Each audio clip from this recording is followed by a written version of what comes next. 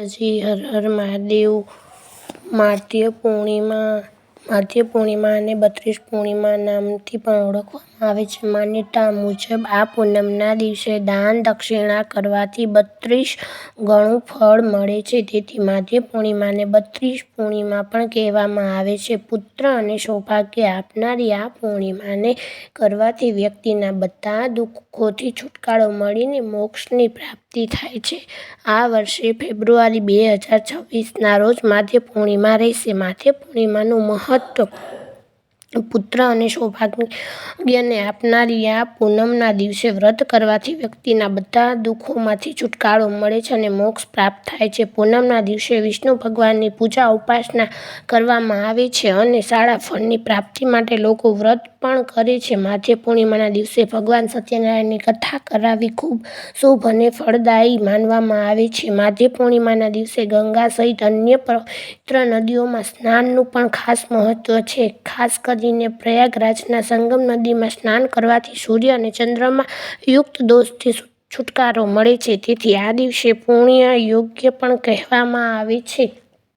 એવું કહેવાય છે કે માધ્ય પૂર્ણિમાના દિવસે વિષ્ણુ ભગવાન પોતે પ્રયાગ નદીમાં ડૂબકી લગાવવા આવે છે અને ત્યાં ડૂબકી લગાવનારા બધા ભક્તોના દુઃખ દૂર કરે છે. તેથી માધ્ય પૂર્ણિમાના દિવસે સ્નાન કરતી વખતે ગાયત્રી મંત્રનો જાપ જરૂર કરવો જોઈએ. માધ્ય પૂર્ણિમાના દિવસે આ વસ્તુનું દાન જરૂર કરવું જોઈએ. ધાર્મિક માન્યતા અનુસાર હિન્દુ કેલેન્ડરના 11મા મહિનામાં એટલે કે માઘ મહિનામાં દાનનું પણ ખૂબ મહત્વ છે. આથી સ્થિતિમાં માધ્ય પૂર્ણિમાના દિવસે તલનું દાન સૌથી મહત્વનું માનવામાં આવે છે. આ ઉપરાંત કપડાં, ખોરાક, ગોળ, કપાસ, ઘી, લાડુ, ફળો, અનાજ વગેરેનું દાન પણ કરવામાં આવે છે.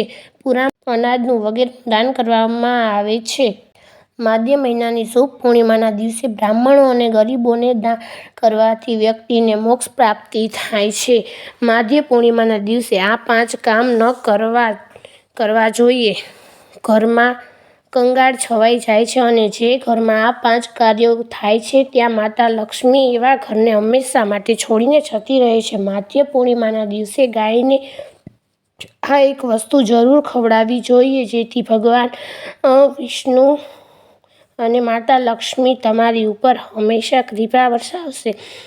ભગવાનને ક્યારેય નાશપતી આપણે ક્યારેય ના ચડાવવી જોઈએ. આનાથી ધનનો નાશ થાય છે કારણ કે આ ફળ ના નામ પરથી જ અર્થ નીકળે છે નાશ કરનાર ફળ.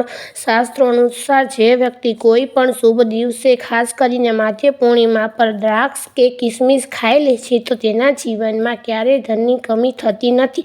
માત્ર પૂર્ણિમાના દિવસે દ્રાક્ષમાં સાક્ષાત માતા લક્ષ્મીના આશીર્વાદ વિદ્યમાન હોય છે. તેથી દોસ્તો દ્રાક્ષ અવશ્ય ખાઈ લેજો. શ્રી હરિ વિષ્ણુને માધ્ય પૂર્ણિમા પર શેરડી અવશ્ય અર્પણ કરો. આ ખૂબ જ શુભ અને મંગળકારી માનવામાં આવે છે. જો તમને શેરડી ના મળે તો ગોળ અને ચણાની દાળનો ભોગ પણ ભગવાન શ્રી હરિ વિષ્ણુને અર્પણ કરી શકો છો. સાથે જ જો શેરડી અથવા ગોળ દિવસે તમે ખાઈ લો છો તો તમારા જીવનમાં ક્યારેય ધનની કમી થઈ જ ન શકે. માધ્ય પૂર્ણિમાના દિવસે સીતાફળ જરૂર ખાવું જોઈએ અને લસણ ડુંગળી આ દિવસે ના ખાવું જોઈએ. તેના ઘરમાં હંમેશા રાહુ કેતુનો વાસ રહે છે. લસણ ડુંગળી જે ખાય છે હંમેશા રાહુ કેતુનો વાસ થઈ જાય છે. સાથે જ પિતૃ દોષ ઘરમાં આવી જાય છે. ભગવાન શનિ પણ નારાજ થઈ જાય છે. માતા લક્ષ્મી અને ભગવાન વિષ્ણુની કૃપા ક્યારેય નહીં વરસે. માધ્ય પૂર્ણિમાના દિવસે તમારે ચોખા પણ ના ખાવા જોઈએ. તમે સાબુદાણાની ખીર અને મખાનાની ખીર ભગવાનને અર્પણ કરી શકો છો. આ દિવસે બ્રહ્મચર્યનું પાલન કરવું જોઈએ.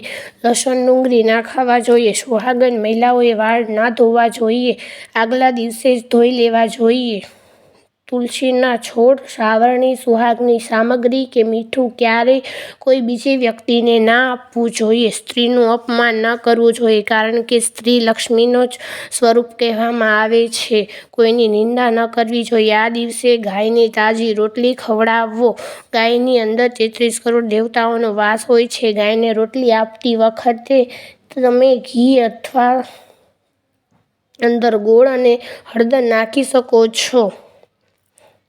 હર હર મહાદેવ. બસ આટલું જ.